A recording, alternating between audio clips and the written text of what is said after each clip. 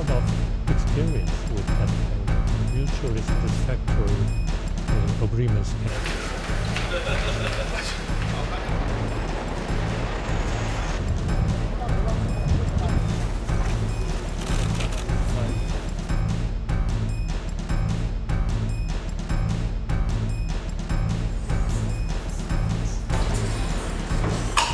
어려운 그런 어린이들한테 그냥 단순히 돈가스를 하나 공급해 주는 것만이 아니라 따뜻한 그런 마음까지도 같이 주시는 것으로 저한테 확 느껴지네요.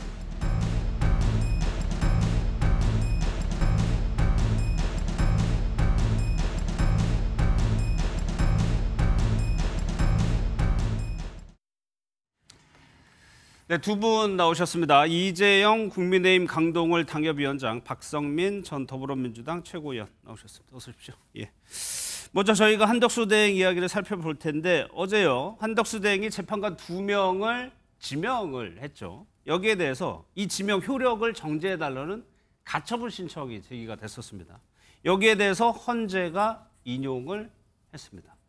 이 부분에 대해서 바로 공통점은 저희가 드리도록 할게요. 지금 한덕수 대행의 차출론이 국민의힘에서 지금 나오고 있었는데 헌재가 제동을 걸었습니다.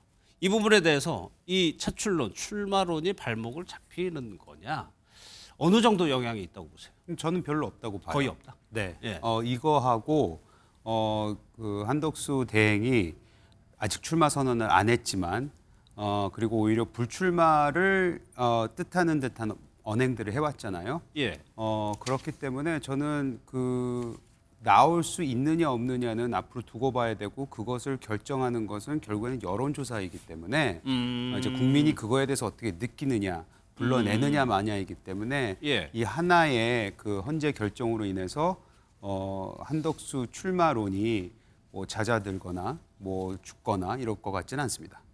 박성민 최고께서는 어떻게 생각하세요? 저는 영향이 좀 있을 것 같습니다. 부정적인 쪽으로 영향이 있을 것 예, 같은데 일단 한덕수 대행이 저는 무리수를 던졌다라고 생각을 하거든요. 대통령 몫의 헌법재판관 지명을 하는 것은 대통령이 아닌 대통령 권한대행이 그것도 그렇게 하는 것은 월권이다라는 지적이 있었습니다. 예. 여기에 대해서 헌재가 전원일치로 제동을 걸게 되면서 한덕수 대행이 결국에는 정치적인 과욕 때문에 무리수를 던진 것을 헌재가 명확하게 확인해 준 바가 있고 윤석열 전 대통령의 불법 비상계엄 이후에 사실상 어떤 위헌적이고 위법적인 행태를 하는 지도자에 대한 우려가 상당히 존재하는 상황이거든요. 예. 그렇기 때문에 윤석열 전 대통령의 측근을 헌법재판관으로 임명하려고 했던 한덕수 대행의 행태가 다시 한번 조명을 받게 되면서 예. 한덕수 대행이 어떤 유력한 정치인으로 떠오르는 것에 대해서 한 차례 저는 제동이 걸렸다라고 생각을 합니다.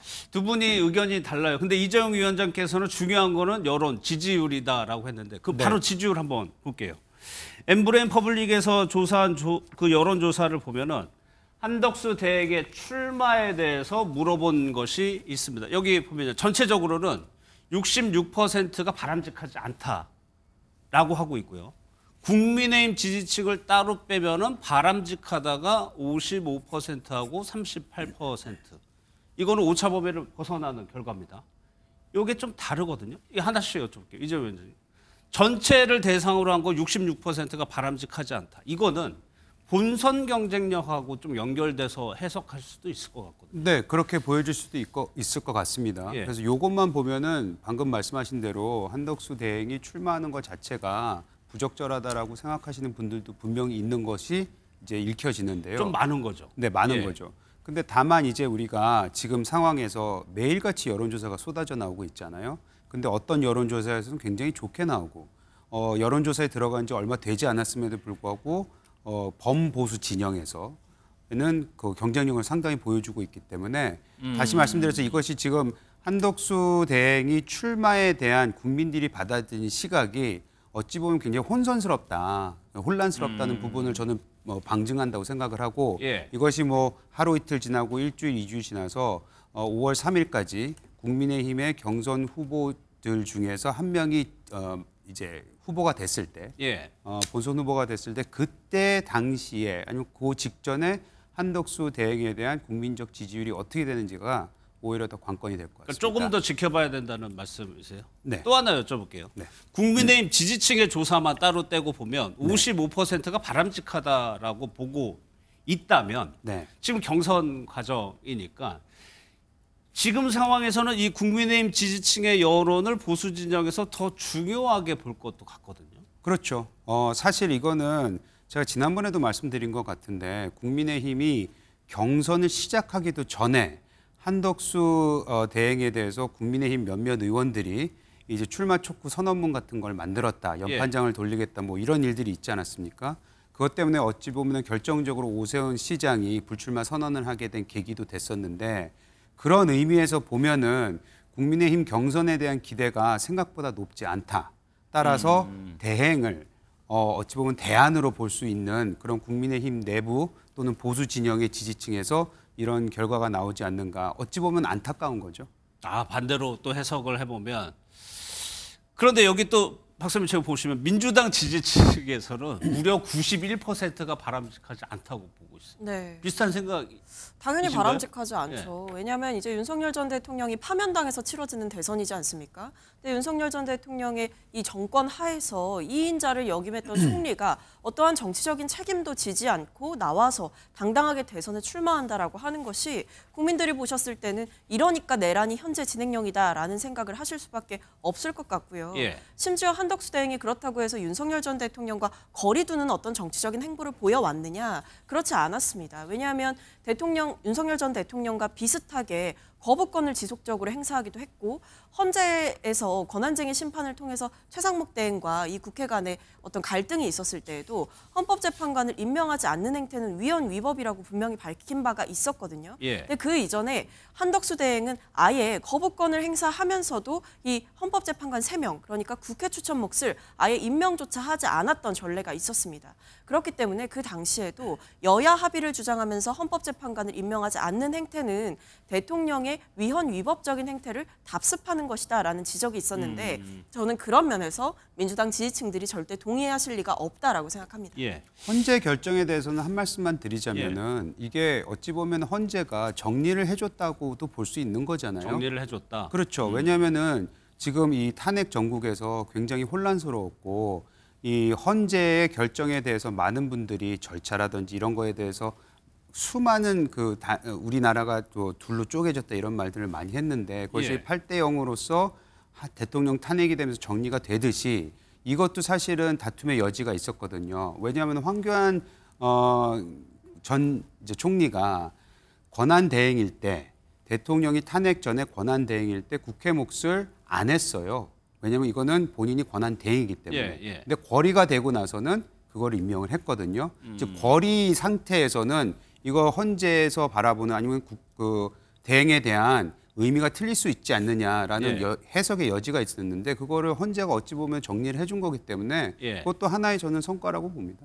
요거 조사 관련해서 하나만 더 여쭤볼게요. 최근에 여론의 흐름을 보면 당심과 민심이 국민의힘 관련해서 국민의힘 지지층 당심이라고 볼 수가 있는 거고 근데 전체적인 여론에 대해서 괴리가 좀 느껴지거든요. 근데 이게 본선에 가게 되면 이 부분은 당연히 신경을 써야 되는 부분이잖아요. 그럼요. 당연히 해야 되는데 이거는 솔직히 말해서 민심과 당시 탄핵에 반대하던 것과 아니면 탄핵을 찬성하던 것과는 국민의힘의 그 당심하고는 굉장히 괴리가 컸다는 거 예. 우리가 보지 않았습니까? 예, 그래서 그런 것들이 걱정은 되긴 합니다.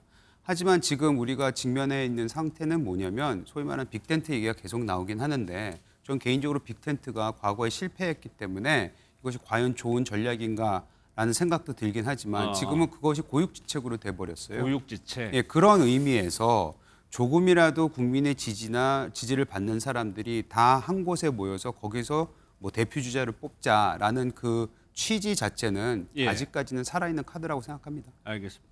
이런 와중에 한덕수 대행의 행보도 어제 저희가 전해드렸죠. 시민과의 스킨십을 넓혀가고 행보를 좀 넓히고 있는데 여기에 더해서요.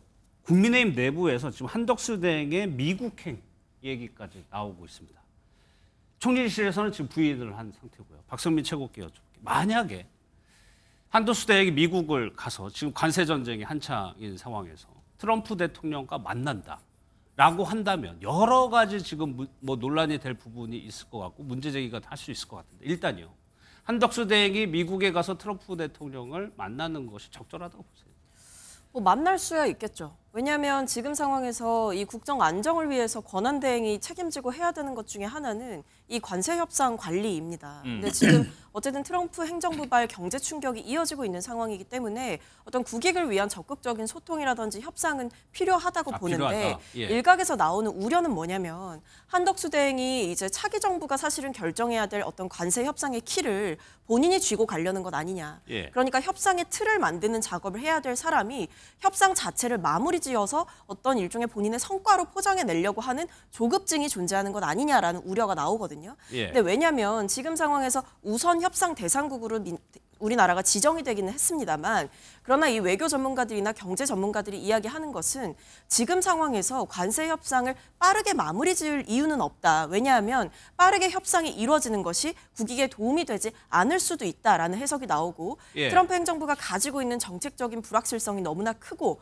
어떤 협상의 주도권을 미국이 계속해서 가져가려고 하는 상황이기 때문에 예. 최대한 시간을 끌면서 미국의 요구와 우리나라의 요구를 맞춰갈 필요가 있다라는 지적이 나오거든요. 근데 만약에 이 한덕수 대행이 본인의 출마를 위해서 어떤 관세 협상에서 본인이 어떤 두각을 드러내겠다라는 정치적 야욕 때문에 일종의 졸속 협상이라든지 아니면 우리나라가 손해를 보는 그런 협상을 진행하게 된다라고 했을 때 국익에 큰 해가 될 수 있다. 이런 우려가 있어서 지금 나오고 있는 이야기는 한덕수 대행이 협상이라든지 이런 부분에 적극적으로 임하는 것은 좋으나 마무리를 지으려고 하는 어떤 조급증은 내려놓아야 한다라는 이야기를 드리고 싶습니다. 이재용 위원장은 어떻게 생각해요? 지금 90일 유예가 된 상황이거든요. 90일 네. 사이 협상을 하자는 거예요. 트럼프 그렇죠. 입장에서는. 그래서 지금 대행이지만 그런 역할을 해야 된다고 보세요? 당연하죠. 90일로 따지고 보면은 지금 대선은 46일 남았나요? 예. 그럼 46일, 47일 후에 대통령이 들어선다고 칩시다. 그렇게 따졌을 때는 관세 협상을 할 수 있는 시간이 40일밖에 안 남은 절반으로 거예요. 줄어드는 거죠. 절반으로 줄는 거 예. 아니겠습니까? 그럼 그 앞에 관세 협상 우선국으로 됐다는 것은 굉장히 우리가 기뻐해야 될 일이죠. 왜냐하면 다행이라고 생각해야 되는 부분인데 그러면 우리 박성민 최고위원이 얘기했듯이 거기에 틀을 잡던 아니면 그 안에서 조금이라도 뭔가 성과를 낼 수 있으면은 그게 국익에 도움이 된다면 해야죠. 예. 일본도 보시면요. 관세 협상 우선 협상국이 된 다음에 그 말을 했어요. 우선 협상국이 됐은 거는 다행이지만 자기네들이 찬찬히 시간의 여유를 가지고 하겠다. 근데 그 안에서 어제도 보셨지만 오늘 뉴스를 보셨지만 트럼프가 직접 장관급 회의였나요? 거기에 모습을 드러내면서 굉장히 좋은 의지를 드러냈지 않았습니까? 그랬죠. 그런 모습을 만들어내는 게 초기에 만들어내는 거는 저는 국익에 도움이 된다고 생각을 합니다. 그리고 한덕수 대행이 만에 하나 가서 무슨 성과를 내는 것이 본인의 대선에 도움이 됐기 때문에 한다라고 생각하시면 반대로 생각하시면 예. 가서 성과를 못 내면은 아무것도 안 되는 거예요. 그러니까 리스크도 높기 때문에 이거는 한덕수 대행에 대해서 대선을 위한 행보라고 보기보다는 그냥 평소 해왔듯이 국익을 위해서 하는 행위라고 보시면 될 것 같습니다. 알겠습니다.